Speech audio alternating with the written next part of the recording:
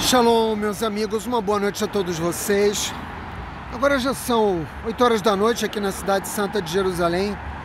Eu me encontro na entrada do cemitério militar aqui de Israel, no Monte Herzl. Lembre-se que logo após o Shabat eu gravei uma mensagem a poucos metros daqui, na entrada, vamos assim, por assim dizer, né? A entrada oficial do Monte Herzl. Mas aqui é o local por onde entram as famílias, né, que vão acompanhar os enterros dos soldados de Israel. E vocês vão perceber durante o período que a gente estiver aqui junto, né, nessa mensagem, que não são poucas as pessoas que sobem, que descem, familiares dos mortos, os amigos, os parentes, cidadãos israelenses que vêm, né, expressar o seu apoio, né, aos soldados que tombaram para defender a vida do nosso povo. Todos morreram em Kiddush Hashem, todos têm um lugar no Olam Abá, eles são heróis do nosso povo, não importa se eram judeus observantes da Torá ou não, todos eles conquistaram esse direito por terem entregue suas vidas para proteger a vida do nosso povo. E vejam, nós perdemos 70 soldados até agora, esse é um número relativamente pequeno para o número total de vidas que o nosso povo perdeu, mais de 1000. E é um número que poderia ser considerado anômalo em qualquer conflito militar, porque numa guerra, os principais atingidos são justamente os militares, de ambos os bandos, por assim dizer. Mas aqui em Israel não. Aqui em Israel, os nossos soldados não somam nem 10% do número total de vidas que nós perdemos. E por que isso acontece? Porque o objetivo do Hamas nunca foi militar. O objetivo do Hamas nunca foi matar soldados, destruir bases militares das forças de defesa de Israel. Quando eles lançam seus foguetes, eles lançam sobre as nossas cidades densamente povoadas. Quando eles buscam assassinar o nosso povo por meio das infiltrações, eles buscam justamente os civis, porque essa é a natureza do Hamas, um grupo de ódio que tem como seu principal objetivo matar o maior número possível de judeus. É disso que se trata. Eles não lançam os seus foguetes contra aqueles que poderiam ser considerados naturalmente alvos estratégicos no conflito militar, como uma torre de energia elétrica ou, quem sabe, uma central de abastecimento de água. Não. O objetivo é sempre atingir populações civis. De modo que a nossa obrigação é estar aqui. E eu queria ter gravado essa mensagem para vocês ontem. E eu estive aqui ontem porque eu vim participar de um enterro. O enterro de um jovem soldado israelense de nome Noah. Noah era filho do rabino Ariel Rotenberg, um rabino brasileiro do Rio de Janeiro, carioca como eu, que já vive há muitas décadas aqui em Jerusalém, que tem uma família linda e que perdeu de uma forma tão estúpida um de seus filhos. E quando eu saí às 1h30 da manhã aqui do cemitério, eu não tinha condições mais, nem físicas, nem psicológicas, de poder dirigir a vocês quaisquer palavras, porque é um sentimento devastador de impotência que toma conta de cada um de nós nesse momento, porque nós amamos cada uma das pessoas do nosso povo. E daqui a pouco vai entrar uma van branca aqui, por essa mesma rampa. Toda vez que essa van branca entra e sai, o corpo de um soldado israelense está sendo deixado aqui no cemitério militar. Ontem 8 soldados foram enterrados. Eu tive a oportunidade de acompanhar 3 enterros. Eu cheguei um pouco cedo para o enterro de Noah e acabei acompanhando outros 2 enterros. E o sentimento é sempre o mesmo, né? A indignação somada à exigência por justiça. Nós queremos justiça, nós queremos o fim da guerra, nós queremos a destruição do Hamas. Por isso não pode haver cessar-fogo nesse conflito até que o Hamas seja completamente destruído. Vejam, me permitam, né, trocar a minha posição aqui na imagem para dizer a vocês algumas coisas que certamente vocês já ouviram, mas que eu procurei reunir todas na minha mensagem de hoje. E eu quero fazer algo que eu não costumo fazer, pedir a vocês que fiquem até o final desse vídeo, que tenham paciência com o fato evidente de que a minha voz vai disputar com todos esses carros, ônibus que estão passando aqui ao meu lado.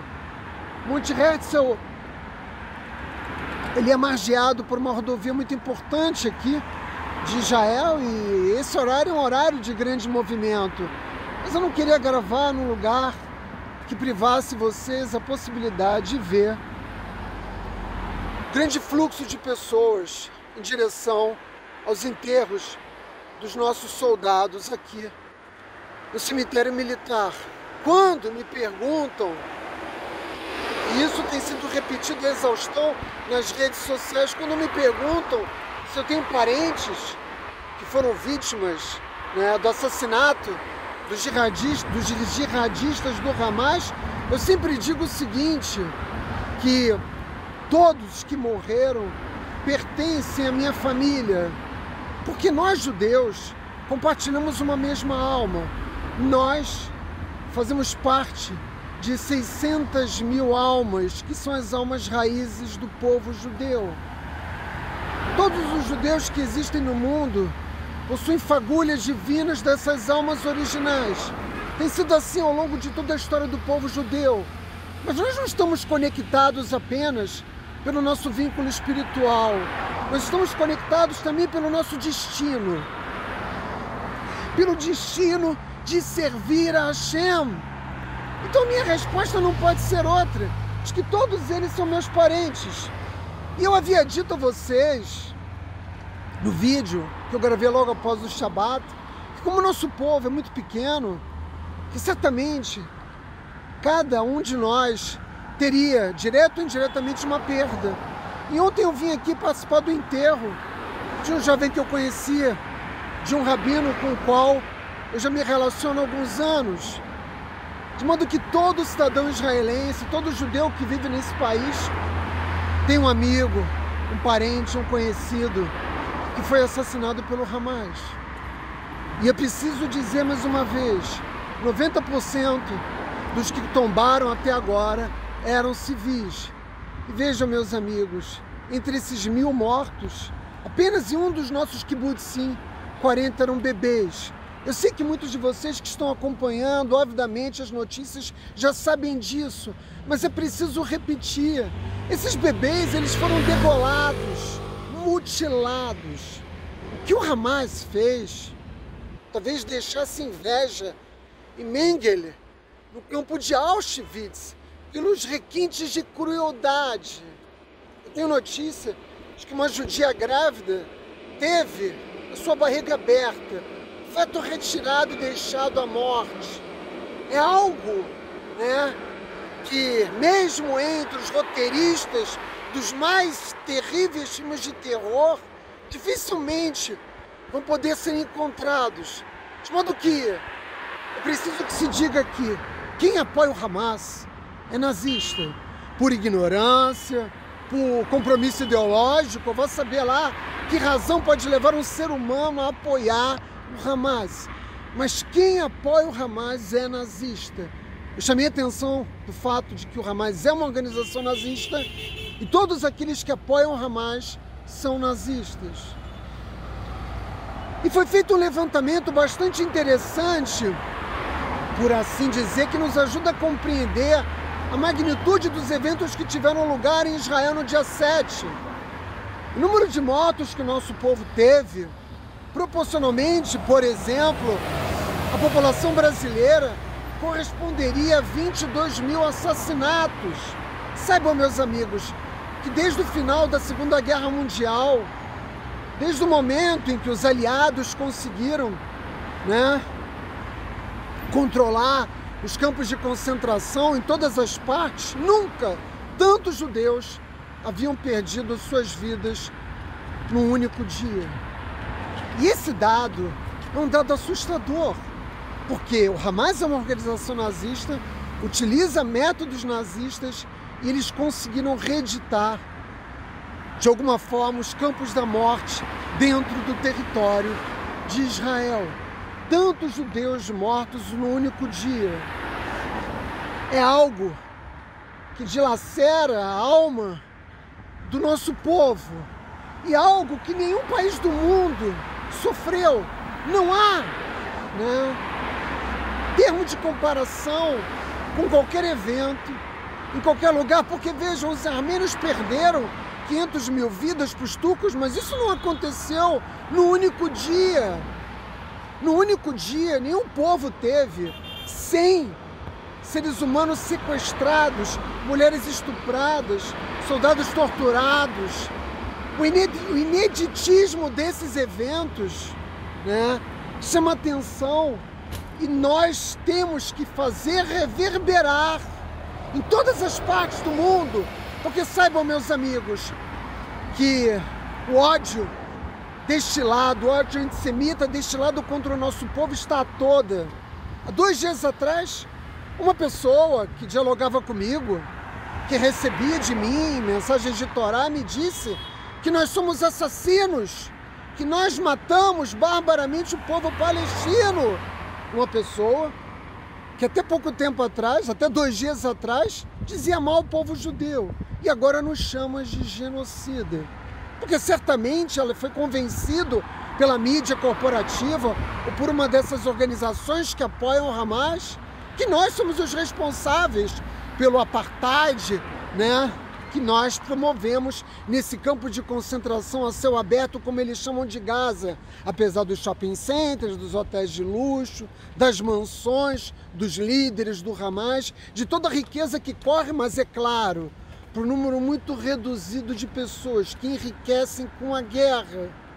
Trata-se do 2º maior atentado terrorista do mundo, mas isso não em números absolutos, mas não em números proporcionais, porque o número de mortes que nós tivemos em Israel dia 7 de outubro é proporcionalmente muito maior do que o imposto pela Al-Qaeda por ocasião da destruição das Torres Gêmeas. E é por isso que eu disse há pouco, e volto a dizer, não há qualquer possibilidade de cessar fogo. O nosso povo não aceita armistícios mais. Nós não aceitamos mais qualquer esforço de negociação com esses vermes assassinos. De modo que, se o povo palestino não quiser ser alvo, né, das forças de defesa de Israel, se afastem agora de todos os jihadistas, de todos os locais que eles sabem que são bases militares do Hamas, de todos aqueles que são militantes dessa organização nazista, porque se permanecerem próximos, familiares ou não, todos vão morrer. E vejam, quando eu digo que nós não aceitamos mais um cessar-fogo, quando eu estive aqui ontem no enterro do jovem Noah Elimelech, se perguntasse ao Rabino Arié, o senhor concorda com cessar-fogo? Eu acho que a resposta dele seria evidente, é claro que não. Será que a família do gaúcho Hanani Glazer, esse jovem que foi assassinado pelo Hamas, será que a família dele topa um cessar-fogo?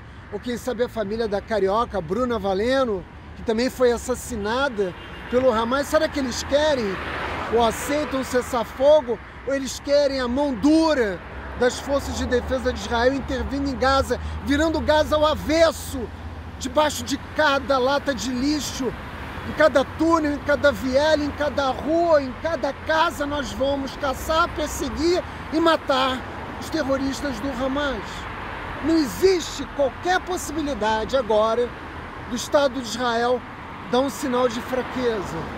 E o porta-aviões norte-americano, que já está ancorado muito próximo aqui de Israel, ele veio para deixar muito claro que se o Hezbollah decidir iniciar uma operação no norte de Israel, em solidariedade ao povo oprimido da Palestina, que nós vamos lançar, né, uma ofensiva como o Líbano jamais viu.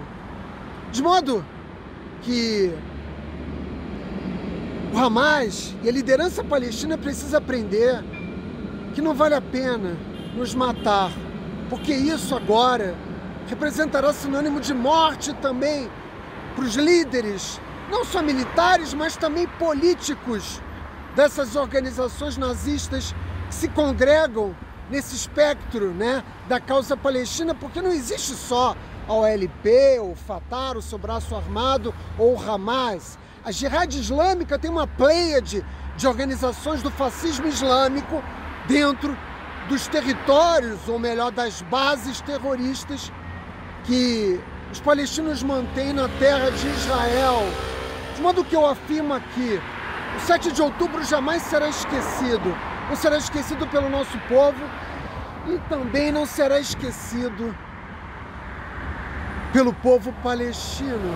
Nós vamos fazer com que eles sempre se lembrem do preço que eles vão ter que pagar toda vez que a vida de um cidadão israelense, a vida de um judeu é colocada em risco. E vejam, para nós é muito difícil porque o calendário judaico, ele praticamente todos os dias do ano tem uma data, tem uma efeméride que lembra uma guerra, que lembra um evento religioso, que lembra um evento que faz parte da vida do nosso povo. E a verdade é que muitas dessas datas marcam tragédias. O 7 de outubro vai ser para sempre uma dessas datas. E nós, nesse momento, temos uma espada sobre a nossa cabeça. Mas que espada é essa, Átila? O Hamas tem mais de 100 reféns. E eles ameaçam matar esses reféns se as forças de defesa de Israel invadirem o território de Gaza. Vai ser uma decisão muito difícil para o governo de Israel, em vista do fato de que nós nos esforçamos sempre ao máximo para salvar a vida de todo cidadão israelense. E isso é a razão provável que está retardando a operação militar terrestre em Gaza. Certamente a IDF está planejando uma operação para libertar esses reféns, ou pelo menos a maior parte deles, porque nós queremos que eles voltem para as suas famílias, nós queremos que eles voltem para os seus amigos. Mas nós vamos, como eu disse, virar Gaza ao avesso. E não adianta se esconder em nenhum buraco de rato, porque o exército de Israel vai fazer o que jamais fez, em parte alguma. E eu digo a vocês, pelo menos como uma esperança, que depois que a IDF sair de Gaza, o Hamas não vai mais existir. Eles já perderam mais de 1.500 combatentes no território de Israel, uma vez que nós já conseguimos eliminar todos aqueles que infiltraram o nosso território. E eles também já perderam centenas de combatentes dentro de Gaza, como parte da operação militar que a Força Aérea de Israel vem realizando todos esses dias. Mas nós temos essa ameaça, a ameaça de perder mais vidas, e nós vamos ter que lidar com isso. Mas o nosso povo tem dado uma demonstração de generosidade, como sempre, extraordinária. E mais de 300 mil reservistas já se apresentaram. Você anda por Israel, a maior parte das lojas está fechada, o comércio paralisado. Por quê? Porque todo homem em idade adulta, que ainda se classifica como reservista de Israel, se apresentou. E o governo de Israel convocou também todo cidadão israelense que se encontra no exterior, que se classifica como reservista, a se apresentar imediatamente. A economia de Israel meio que parou, o país está meio que parado, nós vamos ter grandes prejuízos, a nossa economia. E já existe um certo desabastecimento em algumas regiões. Na fábrica mesmo onde eu trabalho, muitos funcionários já não estão indo trabalhar. Por quê? Porque estão lá, né, como reservistas, esperando o comando, né, do comando das forças de defesa de Israel. De modo que o país todo está mobilizado para aquilo que nós todos esperamos e guardamos a esperança de que seja a última vez que o Hamas pode lançar um foguete sobre as cidades do sul de Israel. E nossos soldados, eles têm que parar a sua vida. Os homens, 3 anos, as mulheres, 2 anos. E é uma grande ironia, porque você vai nas universidades israelenses e você tem uma quantidade imensa de jovens árabes que fazem, sobretudo, o curso de medicina. E os nossos jovens, idade universitária, devem esperar concluir o seu serviço militar para poder entrar na universidade, enquanto nós oferecemos a possibilidade de instrução universitária para os filhos dos árabes, que nós recebemos como cidadãos israelenses. É ou não uma grande ironia que toda a riqueza que nós produzimos beneficie tanto essa população?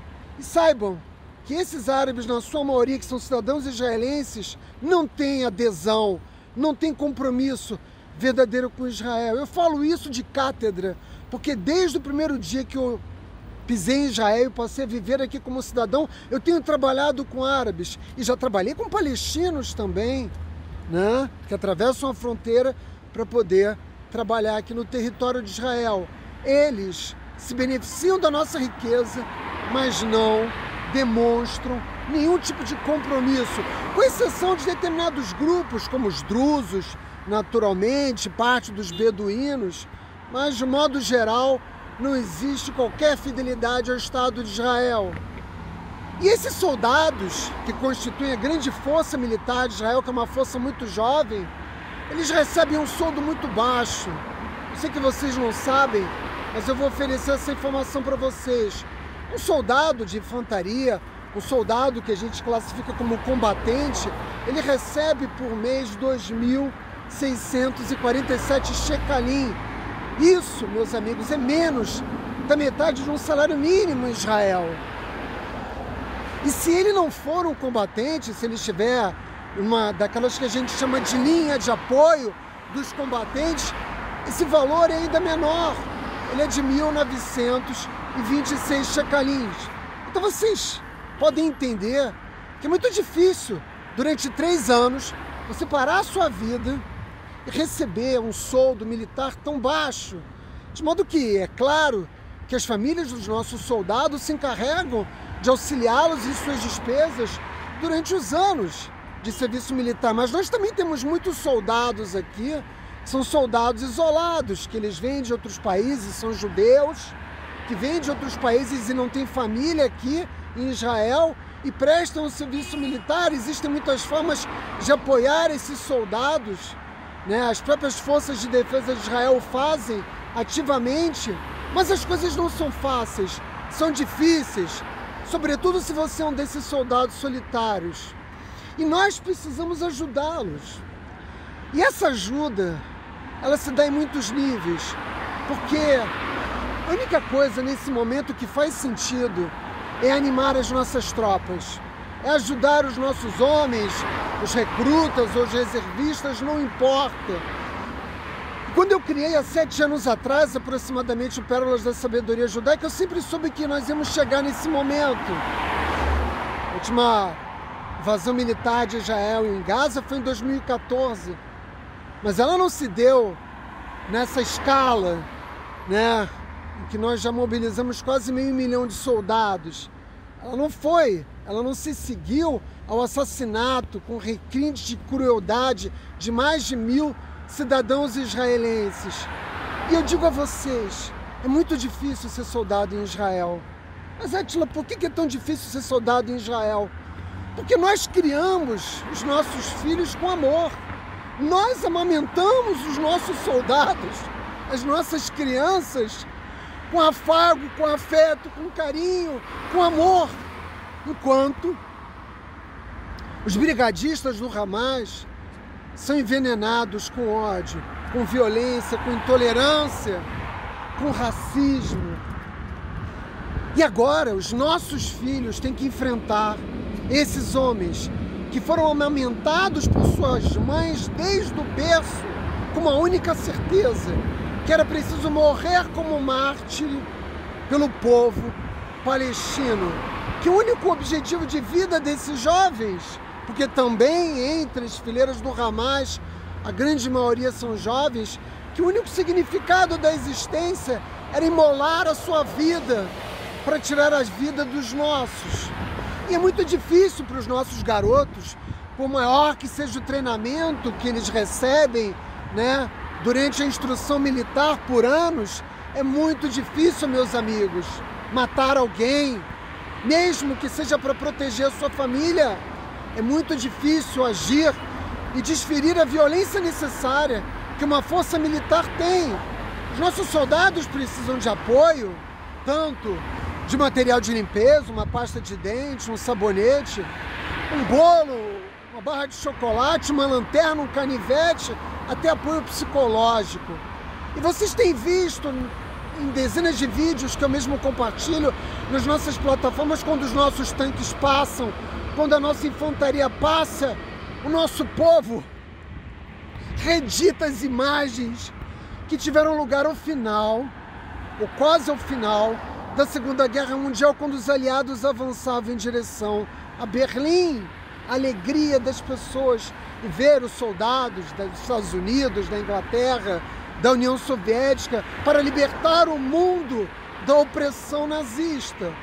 Então agora, quando eles passam, em toda parte, existe uma preocupação muito grande em abraçar e fazer com que eles entendam a importância daquilo que eles realizam para cada um de nós. Em 2014, numa operação muito menor, nós perdemos naquela ocasião, eu me lembro bem porque eu já estava em Israel há 3 anos, 67 soldados. Eles precisam se sentir amados, precisam se sentir valorizados, mas os que nos odeiam vão chamá-los de assassinos. Os que odeiam o povo judeu e promovem o ódio antissemita nas redes sociais e em toda parte, vão apresentar os nossos soldados, justamente como nazistas. Vocês sabem que essa imagem mentirosa é criada e é repetida à exaustão para que os tolos, os que não gostam de pensar, acreditem nessa mentira. E Netanyahu já falou que será uma guerra longa. Portanto, a oração é fundamental, para os nossos soldados, a leitura dos salmos, Teilim. Nós precisamos cercar as nossas tropas com luz. Nós precisamos dar o suporte espiritual necessário, mas nós também precisamos oferecer tudo o que esteja ao nosso alcance para que eles tenham o máximo de conforto possível para os muitos dias que se seguirão. E sabe, meus amigos, nós judeus ortodoxos temos uma longa história de amor com as forças de defesa de Israel. Ontem, por exemplo, um Hasid de Gur levou, Gur é uma das grandes Hassidut, do povo judeu, levou dezenas de pizzas para uma brigada, a Brigada Nahal, para que os soldados, os brigadistas pudessem comer pizza. E coisas assim estão sendo feitas em toda parte. Em toda parte o nosso povo está fazendo o que é necessário para abraçar as forças de defesa de Israel, para mostrar o nosso apoio. E sabe, nesses 7 anos, eu perdi as contas das pessoas que me diziam que amavam o povo judeu, que amam Israel. E quantos dizem, Átila, eu quero ir lutar, eu quero pegar um fuzil e lutar ao lado do exército de Israel para libertar Gaza. Eu já devo ter recebido umas 12 mensagens dessas nos últimos 3 dias. As pessoas demonstram solidariedade e é preciso que esse apoio vá além da segunda página. Ramban nos ensinou que a forma mais perfeita de tzedakah é aquela que a pessoa que está dando não sabe quem vai receber e a pessoa que recebe não sabe quem deu. Quero pedir a cada um de vocês R$10. Pérolas da Sabedoria Judaica tem uma plataforma de 35 mil membros aproximadamente. Vou pedir a cada membro dessa plataforma R$10. Vocês vão de convir. Um valor simbólico. É claro que quem puder doar mais, doa mais. Quem puder reunir outros amigos que não fazem parte da nossa plataforma e juntar recursos, juntem. Porque eu quero reunir recursos para encher um caminhão. Encher um caminhão com shampoo, pasta de dente, sabonete, bolo, pão, chocolate, iogurte, tudo que for possível e necessário de levar aos nossos soldados e colocar uma linda bandeira do Brasil nesse caminhão. E nós, ortodoxos, temos feito isso. Milhares estão fazendo isso. arrecadando nos seus países de origem os recursos necessários para que os nossos soldados se sintam amados, respeitados, protegidos. As forças de defesa de Israel são um exército popular. E eu digo isso muito mais do que foi o exército do Vietnã, ou como dizem os cubanos, que é um exército popular, ou mesmo da China, que nada. As forças de defesa de Israel são o exército mais popular que existe em nenhum país do mundo. Os soldados gozam de tanto apoio, de prestígio junto ao povo, como aqui em Israel. Então vamos mostrar isso de fato. O que eu peço a vocês é uma doação ridícula. Mas se nós conseguimos reunir esses recursos, a gente vai poder fazer essa doação. E quem sabe, se a guerra se prolongar, nós possamos fazer outras vezes. Quando eu publicar esse vídeo aqui no YouTube, vai ter o Pix. Eu não tenho conta bancária no Brasil há mais de 12 anos. Mas eu vou colocar a conta da nossa amiga, administradora da nossa plataforma, Léa Bescorovani, e vou colocar o Pix dela aqui, né, nos comentários do vídeo. E vocês vão, a partir de agora, fazer essa doação mínima de R$10.